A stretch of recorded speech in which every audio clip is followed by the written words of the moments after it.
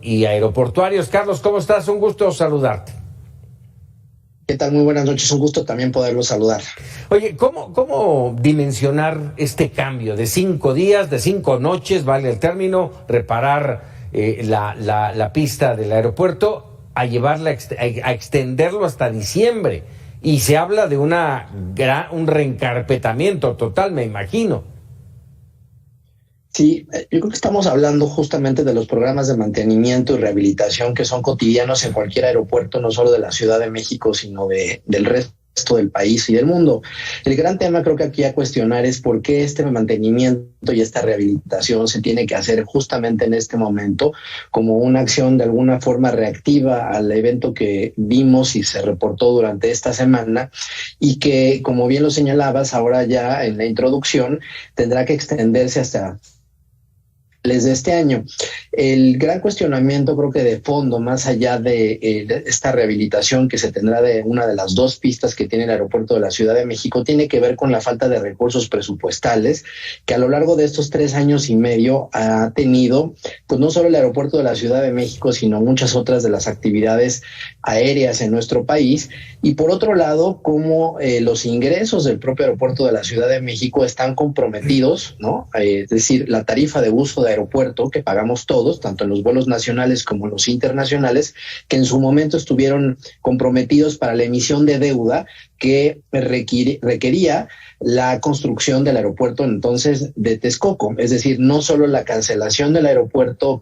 generó costos en aquel momento, sino sigue teniendo comprometidos los ingresos del aeropuerto, que son pues la principal fuente de la que se allegan todos los aeropuertos, ya sean públicos o concesionados, y por supuesto el de la Ciudad de México, que opera pues el 50% de los pasajeros a nivel nacional e internacional. Oye, esto que mencionabas, ¿por qué ahora? Y yo te preguntaría, más allá de las necesidades mismas de la Terminal 2, que vamos, a cualquiera que de nosotros que acudimos al aeropuerto vemos las afectaciones de esta terminal, cómo ha ido creciendo a lo largo del tiempo, más allá de la afectación de este bache, cráter o como lo quieran llamar, de la pista del aeropuerto, ¿estás viendo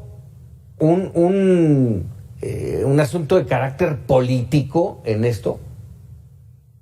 Creo que sin lugar a dudas hay una decisión de fondo, digamos, política y financiera en el aeropuerto de la Ciudad de México, que como ya lo acababa yo de comentar, pues opera el 50% de todos los pasajeros y aerolíneas a lo largo de todo el país. En ese sentido, esta falta, digamos, de recursos, producto, digamos, de estos 2 últimos años que estuvieron, digamos, el país en pandemia, sin lugar a dudas refleja, digamos, un efecto retardado de algo que debió haber sucedido en algún otro momento y que pues también compromete las obras que en su momento avisó este propio gobierno, recordarás, para la construcción de una Terminal 3 donde estaba operando en ese momento el hangar presidencial. Uh-huh. Ese proyecto que tenía un valor de cerca de 3,000 millones de pesos fue anunciado y después cancelado por este propio gobierno. Y en ese sentido, pues digamos, se le dio prioridad a la construcción del aeropuerto Felipe Ángeles, que hoy por hoy, pues en esta razón política, pues da mucho que desear y mucho que pensar en el sentido de que todo esto que ha venido ocurriendo en el aeropuerto de la Ciudad de México tiene por objetivo darle viabilidad al aeropuerto Felipe Ángeles, que a 4 meses y medio de inauguración, pues apenas refleja en un volumen acumulado de pasajeros el total de pasajeros que tiene el aeropuerto de la Ciudad de México en solo un día.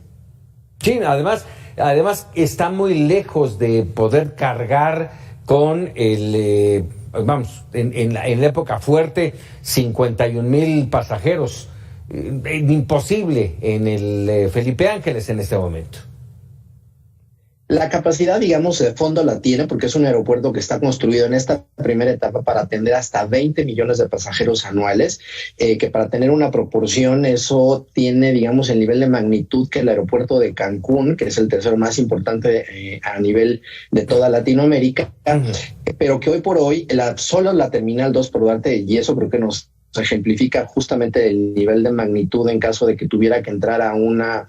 reparación mayor o eventualmente un cierre de la operación de la Terminal 2, de cerca del 45% de los vuelos del propio aeropuerto de la Ciudad de México. Es decir, tú no podrías trasladar de manera inmediata entre un aeropuerto y el otro las operaciones, simple y sencillamente porque eso implica no solo la migración de las aerolíneas, sino también la conectividad de los pasajeros, que es indispensable en cualquier otro aeropuerto del país. Por último, Carlos, con estos dos temas, Terminal 2, pista, a reparación, a mantenimiento, ¿hay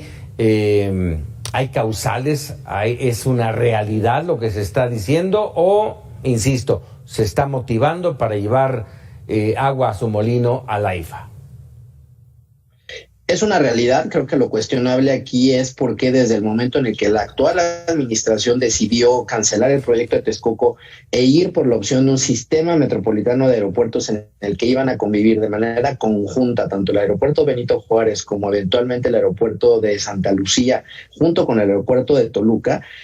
se aceptaba el hecho de que este mismo aeropuerto todavía tenía viabilidad, y en ese sentido pues resulta, insisto, contradictorio como después de 3 años y medio pues se viene a hacer un estudio, digamos, de la capacidad y de el daño estructural que tiene la Terminal 2, que como sabemos desde hace 15 años que se inauguró, las condiciones, digamos, del terreno son particularmente difíciles y que requieren inevitablemente un mantenimiento cada vez mayor por la cantidad, digamos, de dificultades hidráulicas que tiene la propia terminal. Entonces creo que de fondo, más allá de la razón política de poder eventualmente trasladar los vuelos al aeropuerto de Santa Lucía, sí hay una falta de decisión administrativa de este gobierno para poderle dar el mantenimiento requerido a la Terminal 2, que ha tenido pues en su historia en estos 15 años distintas reparaciones y añadiduras, tanto en la sala 75 como pues en otras áreas de la propia terminal. Carlos Torres, te agradezco mucho estos minutos. Al contrario, ustedes, y un gusto saludarlos de nueva cuenta. Muchísimas gracias.